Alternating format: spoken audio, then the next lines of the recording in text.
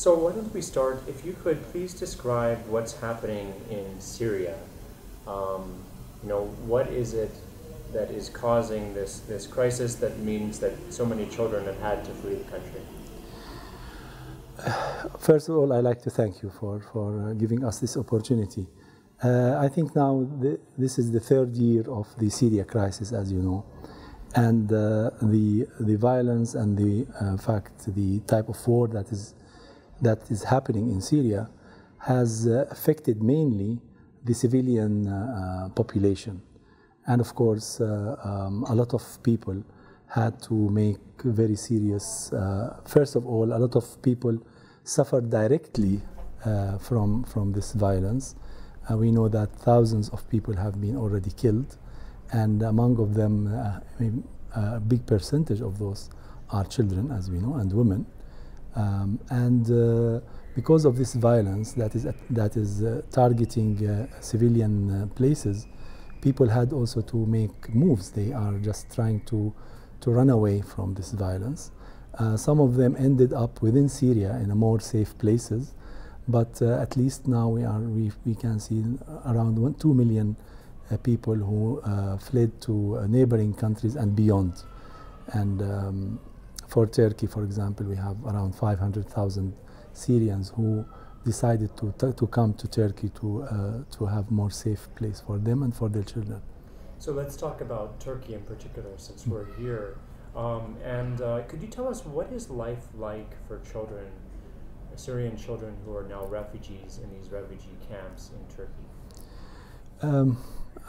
I think we will all, first of all, agree that there is no place that can be compared for anybody to their own home and to their own country.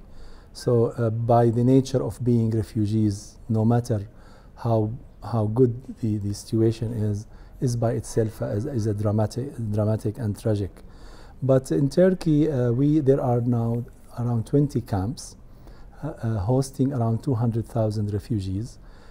Half of those refugees are children, 50% are children, and there are around between 250 to 300,000 of Syrians who are living outside the camps.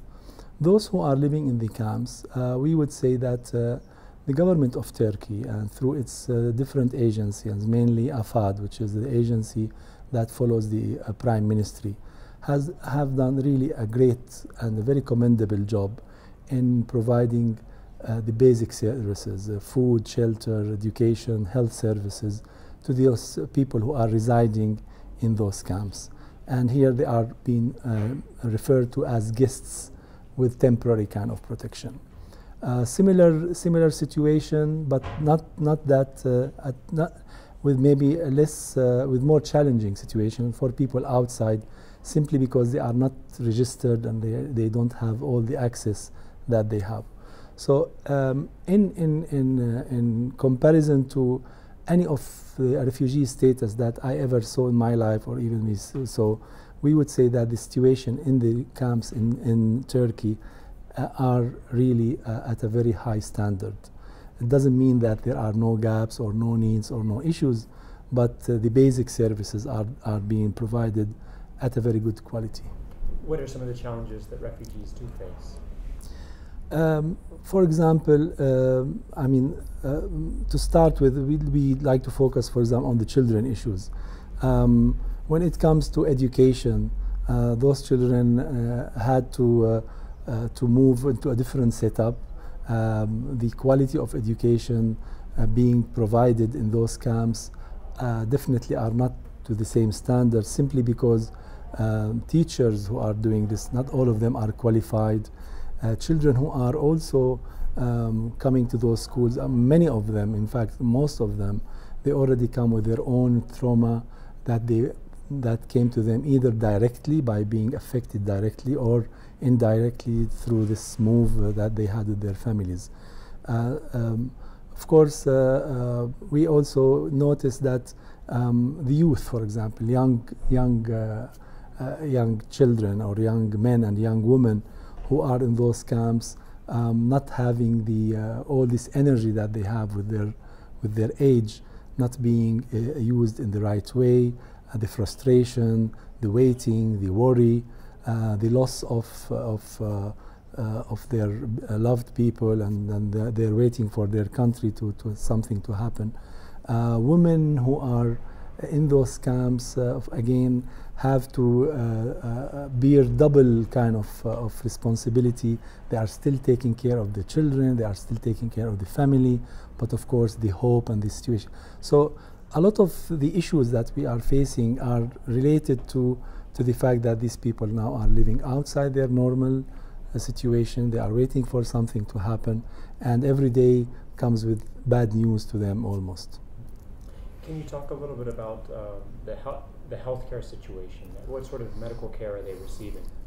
Again, I always like to talk about the camps, inside the camps and outside the camps. Inside the camps, the government has already provided healthcare services very similar to what is provided in Turkey situation. There are, for example, for children, immunization programs go as scheduled. The residents of the camps, they have access to primary health care, and if needed they can be referred to hospitals outside. There are all camps, there are doctors and nurses who are resident there, and they more or less get the same kind of care that Turkish people have. People outside the camps who are not registered yet as refugees, who don't have the status, and they don't have maybe the knowledge or where to go, might be suffering in that sense, that maybe they don't have the right access, and maybe they are spending more money than they should, for example, to access health services. With the summertime, with the winter time, of course there will always be specific issues related to those people, and of course people who maybe spent money a lot of time before they came to Turkey. Some children come with some malnutrition, they come with some chronic diseases, and they need special attention. These type of things happen. And also about food, access to food inside and outside the camps. Can you talk a little bit about that? Our sister agency, the World Food Program, WFP, again, when people first started to come to these camps, the government used to provide them even with 3 hot meals every day, and that was good, but it was costly, and it was not very. People wanted to cook their own food, and they wanted to do this. Now the WFP is having this like a card system where each member of the family, they have a certain 80 lira per month per family member, and they can access through this system their food from markets within the camps. They are expanding to most of the camps now, and they are thinking of how they can do it outside the camps, because it's more complicated outside the camps. But the food, again, outside the camps, and let me just touch a little bit on this. The issue outside the camps is many of those people who came at the beginning or at some point of this crisis thinking that they will go back to their homes, came with some little savings. They were able to live outside, but now their savings are out. They cannot go back home, and they suddenly, even a lot of them, they come from middle or high middle income families, suddenly find themselves in a very difficult situation. The government now is trying to register all of them, and those who are registered can get some access to some help or some relief, but the majority are still to be registered and still to be attended to. Can you talk now about how UNICEF is addressing some of these various issues for children in terms of getting better better quality education, enough food to meet nutritional values, and also the health care that the children need? Yeah, let me start by saying that in Turkey, again, this is something that I think the world need also to know. The government is in charge of the response, and we as UN and others are supporting. And in terms of comparing what we are doing to what the government is doing, we are doing, very little. Not only UNICEF, but I'm thinking the whole international community there. So we are supporting what they are doing in terms in three areas where UNICEF has its own mandates: education, child protection, and youth issues. When it comes to education, we are supporting, for example, the infrastructure, building prefab schools, providing special tents for classrooms, teaching aid, teaching material, teachers training, which is very important because many of those, all the teachers have to be Syrian because they are teaching the Syrian curricula.